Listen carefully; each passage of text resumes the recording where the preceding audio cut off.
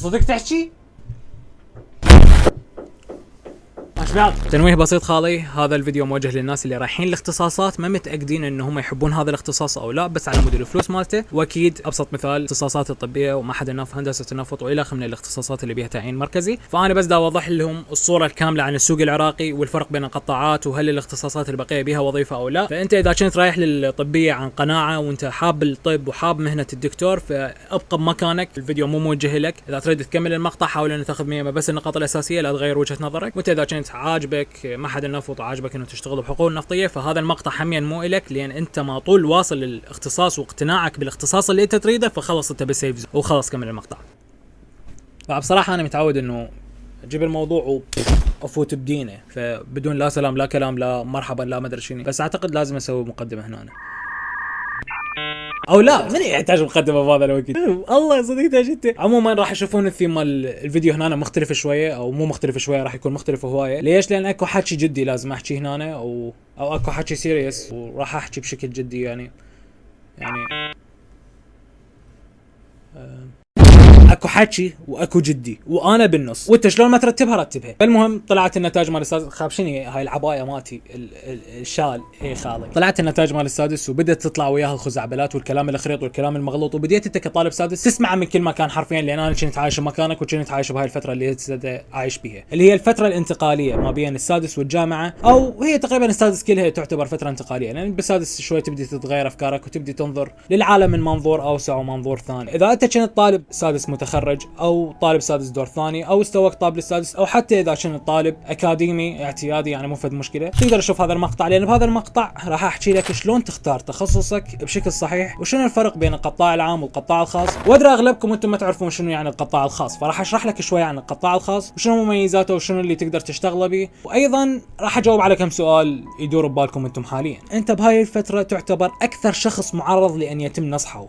والله ما تحسها في الدفشار هيك يتم نصحه وتحسها فشار، بس هي كلمه زينه ما ادري. المهم خالي، فانت بهاي الفتره تعتبر اكثر شخص معرض لان يتم نصحه. راح يجي اي واحد حرفيا اللي اكبر من يمك بساعه يجي يهفك بنصيحه، يجي يشوفك قاعد جاي تدرس هفك بنصيحه، روح فلان اختصاص ويروح يدير وجهه ويروح. فحاول انه انت ما تتاثر بهذه الافكار ولا تتاثر بهذه النصائح اللي يعطوها لك. حاول انه تجمعهن تخليهن على صفحه بعقلك وسوي لهن بروسيس، برمجهن، تشوف شنو النصيحه اللي تفيدك، شنو النصيحه اللي ما تفيدك، شنو النصيحه اللي تخدمك، وتخليهن على صفحه وترجع لهن لما انت تحتاجهن. شلون يعني ترجع لهن لما تحتاجهن، او ليش ترجع لهن لما تحتاجهن، او ليش ما تاخذ بنصيحه الاكبر من يمك حتى لو كان ابوك؟ بكل بساطه الجيل اللي قبلك عاش تجربه مختلفه، والجيل الحالي دا يعيش تجربه مختلفه تماما، بظل وجود السوشيال ميديا والانترنت التطور والذكاء الاصطناعي وغيرها من الاشياء وغيرها من الامور اللي انتم اصلا تشوفوها وتعايشوها. فالمقصد انه ما تمشي على النصيحه بحذافيرها من اي شخص، ولا تصير اله وتصير روبوت وحرفيا انه طبق النصيحه بحذافيرها وخلص. هاي صار رايك ضربه بعرض الحائط، تجيب رايك هيك تشيله من عقلك وتشمره بالزباله وتقول خلاص هاي انا ما عندي راي، انا امشي ورا ما هم شردون اروح وراه وخلاص. هاي الله يحب المحسنين والسيد قال هيك.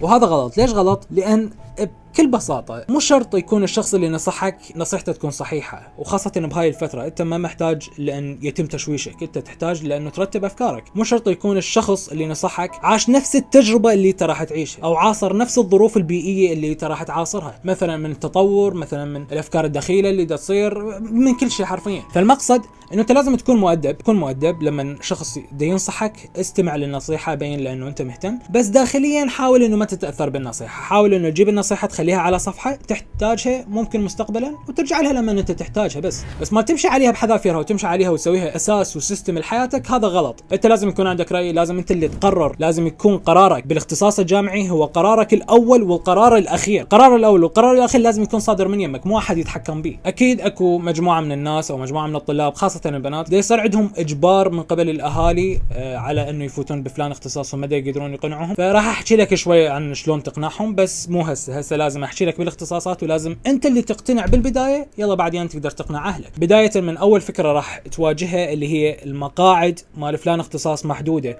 فيا تقدم اول واحد يا مقعدك يروح. هذا الحكي اساسا خريط، بكل بساطه خريط هيك من الاخير، سجل يمه افتح النقطه الاولى مقعدك يروح لان شخص قدم عليه قبلك خريط. ها هي هسه تسالني تقول زين اوكي شنو نظام التقديم وشنو اليه القبول المركزي وشنو الوضعيه مال قبولات الجامعات الحكوميه والاهليه يمنا بالعراق؟ خليني اشرح لك اياها باختصار. نظام التقديم يمنا على مرحلتين، البوابه الاولى لجماعه الدور الاول، والبوابه الثانيه يعني البوابه الاولى تنسد وترجع تنفتح البوابه الثانيه اللي هي جماعه الدور الثاني. ماكو مشكله اذا من جماعه الدور الاول قدموا على البوابه الثانيه اللي هي مال الدور الثاني، لان راح يصير نفس القبولات، ما راح تطلع القبولات لحد ما طلاب الدور الثاني يخلصون يمتحنون ويخلصون وتطلع نتائجهم ويقدمون وتنسد البوابه الثانيه، يلا بذاك الوقت تطلع القبولات. فاذا قدمت على البوابه الاولى وقدمت على البوابه الثانيه ما راح تفرق، المهم انه انت تقدم. زين شنو اليه القبول؟ مثلا وحده من الجامعات الحكوميه حددت اختصاص اللي هو اختصاص الاخراج، قالت يابا انه احنا بهاي الجامعه محتاجين بس 500 طالب. زين انت مقدمين عليك اكثر من 1000 طالب، شلون راح يصير اليه القبول مالتهم؟ راح تجيب الجامعه قائمه الاسماء مال الطلاب، تسوي جرد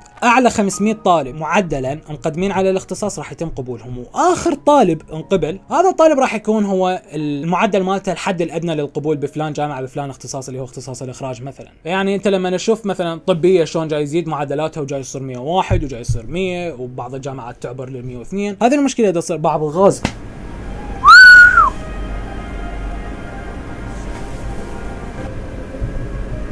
فسالفه انه فلان اختصاص هو احسن لان المعدل القبول مالته اعلى، هذا همين خريط، لان معدل القبول يعتمد على نسب وعدد الطلاب اللي مقدمين على الاختصاص هذا بفلان جامعه، ولهذا تشوف الاختصاصات تتفاوت المعدلات مالتها من جامعه الى جامعه وهو نفس الاختصاص. مثلا هندسه الحاسبات تلقاها بالبصره يمكن 88 85 وبالموصل تلقاها يمكن 75، فهذه ما لها علاقه بجوده الاختصاص ولا لها علاقه بالقبول المركزي ولا لها علاقه بين هذا الاختصاص بشغل او لا، هذا له علاقه بنسب الطلاب وعدد الطلاب اللي مقدمين على هذا الاختصاص، نقطة راس سطر. فإذا كنت مقدم على اختصاص المعدل القبول مالته ناصي أو 75 مثلا 65 50، هذا لا يعني إنه الاختصاص مالتك فاشل او الاختصاص اللي تم مقدم له اختصاص سيء، هذا يعني انه ماكو طلاب هوايه مقدمين على الاختصاص هذا، ذاتس ات حرفيا. حتى تعرف هل انت بحاجه للتعيين المركزي او لا، تحتاج تعرف اول شيء شنو الفرق بين القطاع العام والقطاع الخاص. زين شنو الفرق بين القطاع العام والقطاع الخاص؟ القطاع العام بكل بساطه هو القطاع التابع للحكومه اللي يتم صرف الرواتب مالته من قبل الحكومه، ومثل دوائر الدوله، مكاتب الدوله، الشغل الحكومي بكل بساطه يعني الوظيفه. والقطاع الخاص هو على النقيض تماما، اللي هو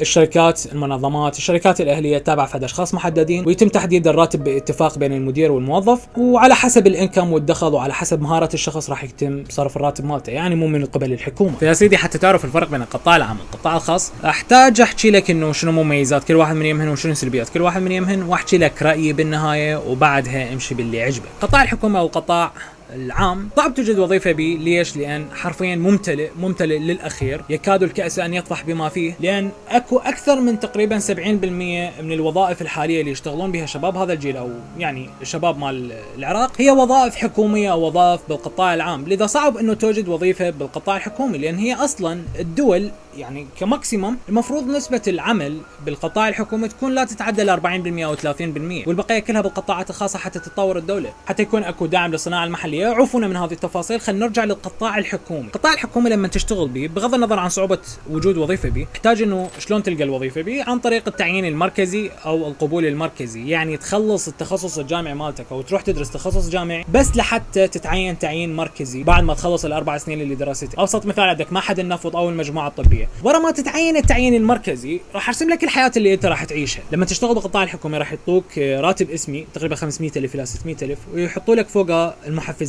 ونسب الخطوره which is يعني يوصل تقريبا للمليون او مليون ونص. هذا الراتب يكفي كبدايه يكفيك انت كشاب، بس سولف لي بعدها، بعد ما تستلم هذا الراتب انت شنو دورك؟ شنو اللي راح تشتغله بالضبط؟ اللي راح تشتغله انه راح تكون قاعد ورا مكتب او تشتغل بمستشفى، فد شغل روتيني جدا، تشتغل بواحد من الحقول النفطيه كعامل. الخبره مالتك راح تتوقف عند الخبره اللي تعينت بها وخلص، هي ما تحتاج اي خبره بعد، لان شغلك راح يكون روتين. يعني بحيث تخيل وياي اللي عنده 16 سنه خبره بمجال حكومي حاله حال اللي عنده سنه واحده خبره بالمجال الحكومي ويستلمون نفس الراتب، عدا انه الراتب مال مثلا ممكن اللي يشتغل سنه واحده يزيد. ليش؟ لانه مخلص مثلا فس الجهال، ان شاء الله يزيد الراتب مالتك. راتب الحكومه راح يظل ثابت نفس ما هو، والخبره اللي تكتسبها من هذا المجال راح تظل ثابته مثل ما هي. ما راح تقدر تكتسب اي خبره، لان اصلا الشغل اللي راح تشتغله بعيد كل البعد عن الاختصاص اللي انت درسته. يعني مثلا على سبيل المثال هندسه الحاسبات اللي انا واحد من يمهم، خريجين اللي يشتغلون بالقطاع الحكومي شنو ممكن يشتغلون؟ يا يصلح المطبعه اذا تعطلت، يا يكون لازم مثلا الحاسبه وكل اللي شغله الله يكون على برنامج المايكروسوفت او الاكسل او واحد من ذني البرامج، يعني يسوي